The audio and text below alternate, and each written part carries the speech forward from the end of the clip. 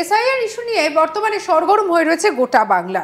আর এই সব কিছুর মধ্যে আমরা জানি যে সমস্ত অনুপ্রবেশকারীরা বহু বছর আগে তারা বর্ডার পেরিয়ে বাংলাদেশ থেকে ভারতে ঢুকেছিল, তাদের ভবিষ্যৎ বর্তমানে এমন জায়গায় দাঁড়িয়ে রয়েছে তারা নিজেরাও বুঝতে পারছেন না ঠিক কী করবেন।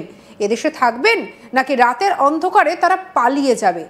কিন্তু এই যে এক সময় তারা এসেছিল এজেন্ট মারফত এবং এখন বলছে পালিয়ে যাবে, তাদের এই পালিয়ে যাওয়াটা একেবারে কিন্তু সুস্থ স্বাভাবিক পালিয়ে যাওয়া নয়। কেন বলছি সেটা অবশ্যই আলোচনার মাধ্যমে ধীরে ধীরে আপনাদের কাছে পরিষ্কার করব, কারণ এর মধ্যে রয়ে গেছে বহু রহস্য। কিন্তু এই যে বাংলাদেশি অনুপ্রবেশকারীরা যারা এসেছিল, যারা ভারতে এসে একেবারে নিজেদের ঘাঁটি গেড়ে নিয়েছিল বিভিন্ন জায়গায়, আমার আপনার বাড়িতে বিভিন্ন কাজের জায়গায় বলতে পারি, অফিসে যারা ঠিকাকর্মী হিসেবে কাজ করছিল, তারা এসেছিল কিভাবে? স্বাভাবিকভাবে এই প্রশ্নটা উঠে আসে যে তাদের এই আসার পিছনে আরও কি অন্য কোনো উদ্দেশ্য ছিল, বা এই যে আমরা দেখছি বারবার আমাদের দেশের উপরে অ্যাটাক হচ্ছে, সেই অ্যাটাক হওয়ার পেছনে কি তাদের এই সীমান্ত পেরিয়ে লুকিয়ে চুরিয়ে আমাদের দেশে আসাটাও অন্যতম কারণ? আমরা আলোচনা করব। আমাদের সঙ্গে আজকে আলোচনায় রয়েছে আমার কলিগ তাপস সেনগুপ্ত। তাপস, এই যে বাংলাদেশে অনুপ্রবেশকারীরা এসেছিল, শুধুমাত্র তারা কাজের জন্য এসেছিল এমনটা তো নয়, এর পেছনে অনেক বড় রহস্য রয়েছে। একটু অল্প অল্প করে যদি রহস্যগুলো ভেদ করতে থাকো। দেখো, বিভিন্ন সময় মানে এটা ৭১-এর পর থেকে আমরা জানি বিভিন্ন সময় বিভিন্ন পথ দিয়ে বাংলাদেশ থেকে ভারতে মানুষ অনুপ্রবেশ করেছিল এবং বেশিরভাগটাই অবৈধভাবে তারা এসেছিলেন। এবং ৯০-এর দশকের মাঝামাঝি থেকে শুরু করে বর্তমান সময় পর্যন্ত বা বছর দুয়েক আগে পর্যন্ত এই অনুপ্রবেশটা চলতে থাকে। এবং এগুলো দক্ষিণবঙ্গ উত্তরবঙ্গ উভয় ক্ষেত্রেই কিন্তু এটা প্রযোজ্য, যে দুদিকেই এমন অনেক জায়গায় বর্ডার রয়েছে, যেগুলোকে রিভারাইন বর্ডার বলা হয়, যেসব জায়গায় নদী একটা বর্ডারকে ডিমার্কেট করে, মানে ইন্টারন্যাশনাল বাউন্ডারি, এবং তারপর একটা নোম্যান্স ল্যান্ড হয়, তারপর হয় বাংলাদেশের সীমানা শুরু হয়। কিন্তু যেখানে নদী সেখানে একটা ইমাজিনারি লাইন হয়। আমরা একটা ভেবে নিই কি লাইনের একটা দুটো দেশের মধ্যে একটা চুক্তি, মানে একটা বোঝাপড়া থাকে কি এই পর্যন্ত হচ্ছে জলসীমার ভারতের, পরের জলসীমাটা হচ্ছে বাংলাদেশের। এরকম আমরা সুন্দরবনে দেখেছি, এরকম আমরা উত্তর ২৪ পরগনা বিভিন্ন জায়গায় দেখেছি, মুর্শিদাবাদে দেখেছি, ভাগীরথী নদীর এপার বা নিমতিতা বলে একটি জায়গা রয়েছে, নিমতিতাতে ঠিক এইভাবেই ইমাজিনারি লাইনটাকে ভেবে এই একটা দুটো দেশের মধ্যে এই বর্ডারটাকে ধরা হয়। এছাড়াও অন্যান্য জায়গায় রিভারাইন বর্ডার সংলগ্ন বহু এমন এলাকা রয়েছে যেখানে বর্ষাকালে ফেন্সিং ভেঙে, যখন এলাকাগুলো প্লাবিত হয় ফেন্সিং ভেঙে যায়। একবার ফেন্সিং ভেঙে গেলে সেগুলোকে নতুন করে করতে হলে একটা অনেক বড় প্রসেসের মধ্যে দিয়ে যেতে হয়। সিপিডব্লিউকে টেন্ডারিং করতে হয়, হোম মিনিস্ট্রি তাতে ইনভলভ হয়, রাজ্য সরকার ইনভলভ হয়। এছাড়াও জমি অধিগ্রহণ চিরকাল, সেটা বাম জামানাতেও তাই, তৃণমূলের জমানাতেও তাই, একটা বড় সমস্যা যে জমি পাওয়া যায় না, যার ফলে বিএসএফের তরফ থেকে এই ফেন্সিংগুলো যেখানে যেখানে বলা হয়েছিল প্রয়োজন সেখানে করা যায়নি। আমরা গত বছর যে ঘটনা দেখলাম ৫ই আগস্ট বাংলাদেশে, সেই ঘটনার পর আমরা যেটা দেখি যে ধীরে ধীরে রাজ্য সরকার কিন্তু এই জমি অধিগ্রহণের ক্ষেত্রে বিএসএফকে বা হোম মিনিস্ট্রিকে সাহায্য করতে শুরু করে।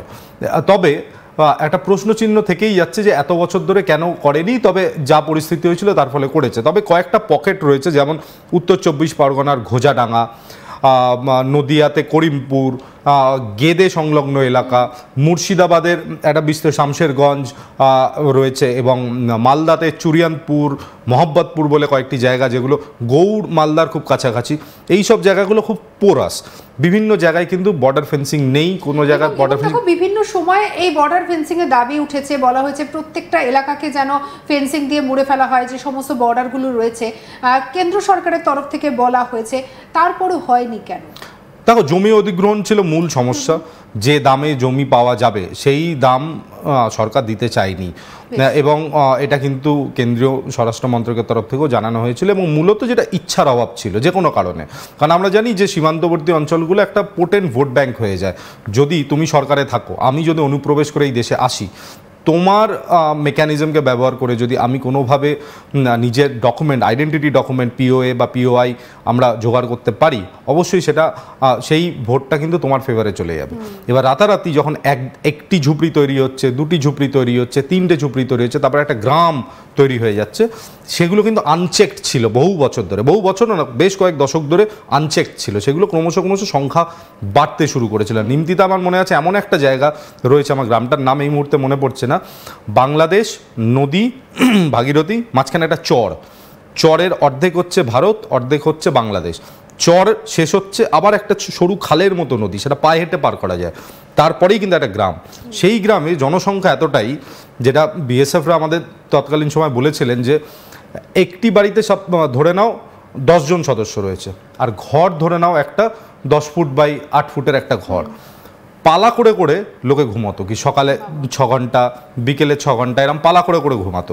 এবং এপার থেকে ওপার যে রাতের অন্ধকারে কখন অন্ধকারের আড় নিয়ে তারা চলে যেত বা আবার ফিরে আসতো, সেটাও কিন্তু ট্র্যাক করা ম্যানুয়ালি সম্ভব নয়। অত্যাধুনিক প্রযুক্তির মাধ্যমে এখন অনেকটা আটকানো সম্ভব হয়েছে। এখন হ্যান্ডেল থার্মাল ইমেজেস রয়েছে প্রত্যেকটি বিওপিতে, তো সেখান দিয়ে কিন্তু জাজ করা যায় অন্ধকারে যেটা দেখা যায় না।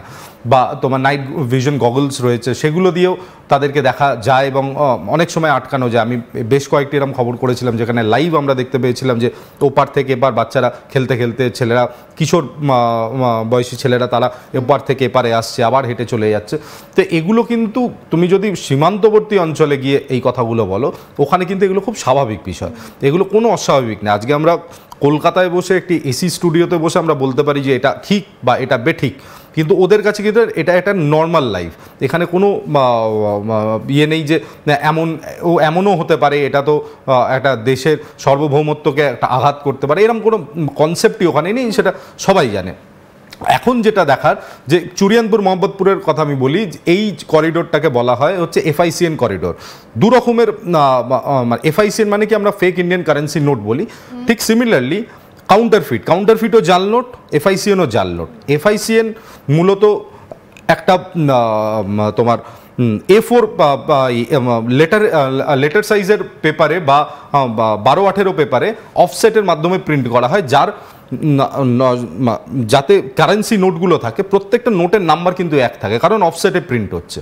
কাউন্টারফিট নোটে আমরা দেখি যে কাউন্টারফিট নোট কিন্তু আরও অনেকটা বেশি আসল মনে হয়, তাদের সিকিউরিটি ফিচার্স আরেকটু আধুনিক হয় এবং তাতে কিন্তু নোট নাম্বার আলাদা থাকে। সেই নোটগুলোকে ডিটেক্ট করা খুব মুশকিল।